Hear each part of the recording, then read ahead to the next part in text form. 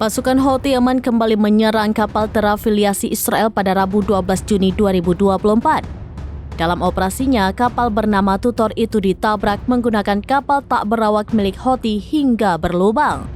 Akibatnya banyak air yang masuk ke dalam kapal hingga terancam tenggelam. Video detik-detik kapal tak berawak Houthi menabrak kapal dagang Israel itu beredar di media sosial X pada Kamis 13 Juni 2024. Video tersebut tampaknya diambil dari kamera yang terpasang di kapal Houthi. Dalam video terlihat kapal Houthi mendekati kapal Tutor dengan kecepatan tinggi. Kapal tersebut mengarah ke sisi samping kapal dan langsung menabraknya dengan cukup keras. Dilansir dari Al-Mayadin, serangan ke kapal Israel itu juga telah dikonfirmasi oleh juru bicara Houthi Yahya Saree. Menurut Yahya Saree, imbas serangan kapal kecil itu, kapal Tutor mengalami kerusakan parah di bagian ruang mesinnya.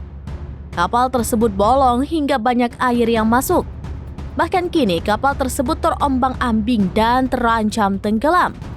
Namun hingga saat ini belum diketahui terkait nasib awak kapal tersebut.